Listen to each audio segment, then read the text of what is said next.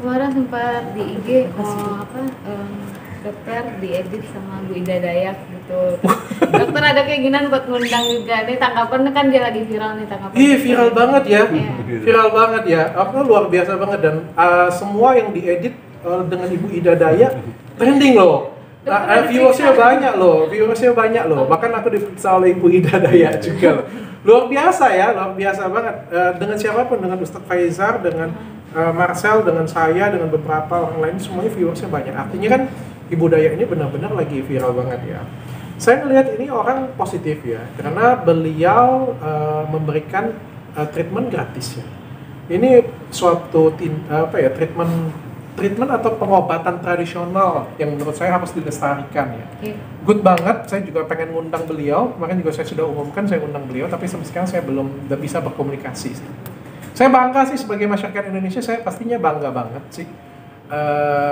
Malah saya pengen ketemu secara langsung. Tapi kan ini ada pro kontra masalah pengobatan. Dokter sendiri melihatnya dengan pengobatan dia gimana? Kan dokter seorang dokter juga. Saya coba berusaha melihatnya dari sudut pandang yang lebih terbuka. Sebelum adanya dokter, patah tulang itu memang pakai dukun patah tulang dan sembuh.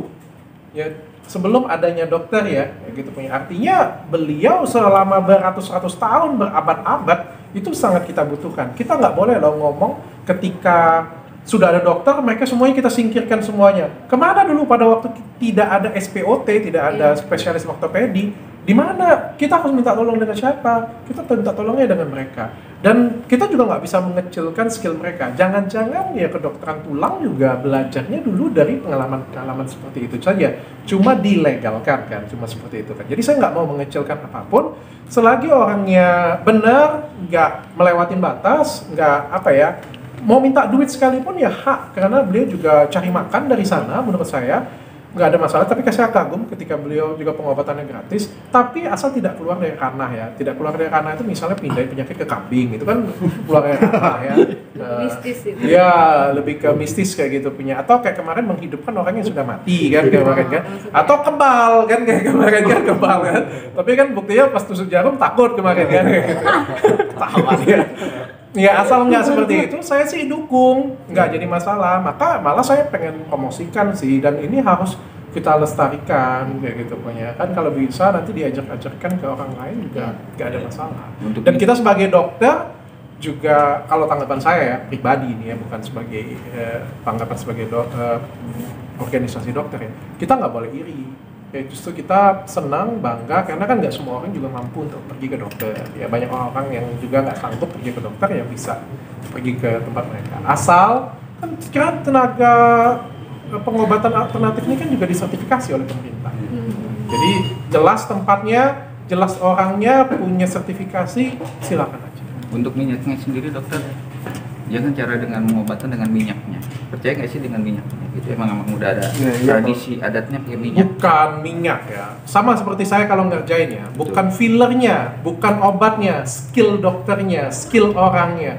Mau kamu olesin minyak sekalipun, kalau kamu yang ngolesinnya kagak lurus tuh tangan. Ya, jadi bukan pada minyak ya, tapi pada skill Ibu Dayaknya kalau menurut saya. Mau alat operasi bagaimanapun, kalau dokternya kagak becus ya kagak becus juga hasilnya. Tapi dengan alat operasi apa adanya, dokternya jago, tentu akan bagus. Oh jadi minyaknya itu cuma alat gitu ya? Alat dong. Kalau misalnya kalian bilang itu mistis, berarti kita masih menyembah berhala berarti. Jangan mau kita sama balik lagi ke 2022 kemarin kan masih pakai air di kumur-kumur dikasih kalian minumin ya sembuh. Aduh ini sudah 2023. Ayo dong kita jadi pinter dong. Tapi untuk tradisi jogetnya itu kan ada salah satu pesulapnya itu cuma hanya buat ekspresi doang. Tapi dokter ini menilainya apa? Saya melihat mungkin itu tradisi ya. Good sih, good. Kalau bisa saya tiru mungkin ya. Itu kan menjadi ikonik dan itu tradisi ya. Kadang-kadang kan tradisi kalau misalnya kita nonton di film-film juga kan tradisi tradisional kan mau nyembuhin kan juga bobo kayak gitu punya. Itu tradisi sih menurut saya dan ya bagian dari budaya sih harus kita hormatin. Saya juga nggak pengen main-main dari sana. Itu menurut saya harus kita hormatin.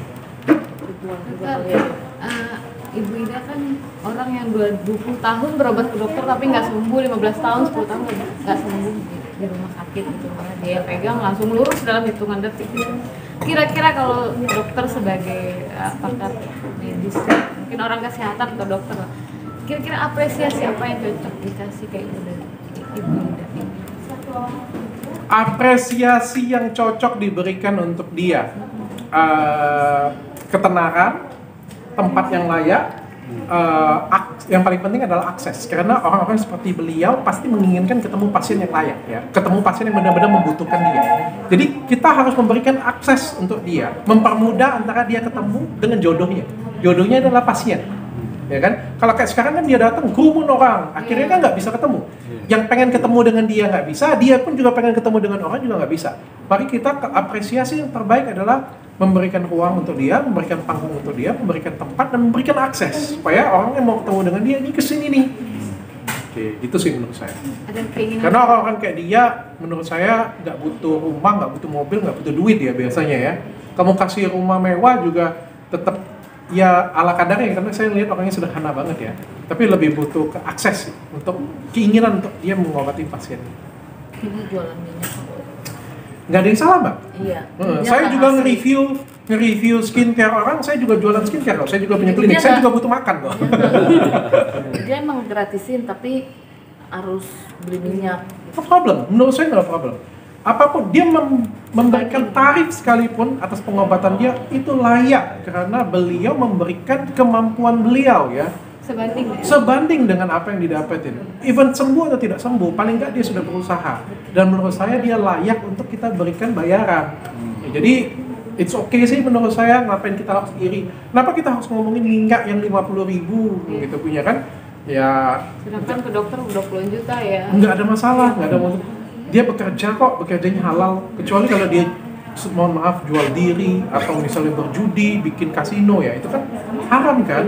Kalau ini dia jualnya halal, jualannya pengen mengobatin orang, mendapatkan bayaran, itu suatu hal yang layak dan pantas seperti itu. Jadi kapan? Oh, ada kontaknya? Ada. Ada. Tapi Minta dong. suka-suka dia balasnya.